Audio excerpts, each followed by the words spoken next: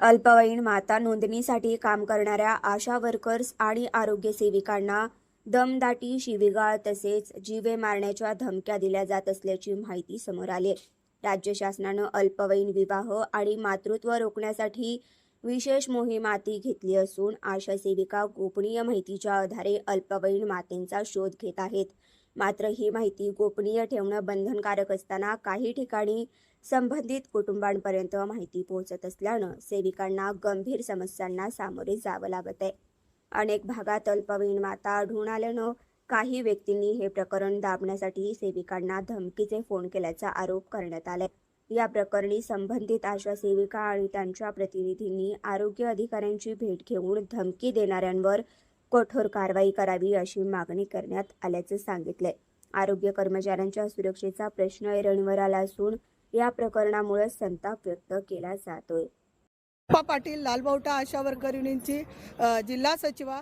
आज या ठिकाणी आम्ही आरोग्य विभागामध्ये काम करणाऱ्या आशा सेविका आणि त्यांच्या ज्या काही ANM असतील, GNM असतील किंवा त्यांचा जो आरोग्याचा स्टाफ आहे या सर्वांच्या वतीनं या ठिकाणी आम्ही आपल्या MOH मॅडमकडे आलो होतो.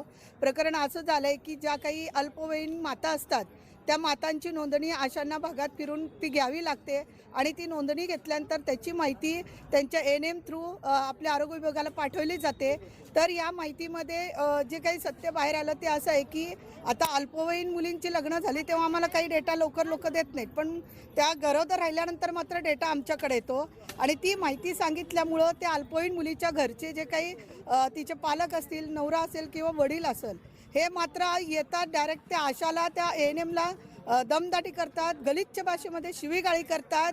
एक तर आम्हाला सांगण्यात आलं होतं की आम्ही जी काही माहिती देऊ ती आमची नावं गोपनीय ठेवली जातील, परंतु अशा पद्धतीने जर आमची नावं पोलिसांकडूनच ओपन होत असतील तर मग त्या आशांनी भागात फिरून काम कसं करावं. कारण आज त्यांच्या आशा असतील, ते ANM असतील, आरोग्याचा स्टाफ असेल, यांच्या जीवाला पूर्णपणे धोका निर्माण झालेला आहे.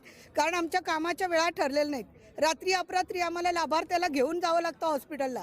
अशा टायमाला जर महिला म्हणून तिच्यावरती काही जर घाला झाला तर त्याला जबाबदार कोण? मग अशा वेळेस संघटना म्हणून आता एक ठाम भूमिका आम्ही घेत आहे की तो जो कुणी आहे त्याच्याबद्दलची FIR आम्ही दाखल करणार.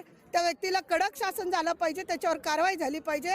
आणि दुसरी महत्त्वाची गोष्ट, जर पोलीस प्रशासन हे जर आमची नावं गोपनीयरित्या असलेली ती नावं ओपन करत असेल तर पोलीस प्रशासनानं आमच्या सुरक्षितेची जबाबदारी घ्यावी. असे किती जणांना तुम्हाला धमक्याचे फोन वगैरे खूप सगळ्या सेंटरमध्ये सोलापूरमध्ये 15 नागरी आरोग्य केंद्र आहेत.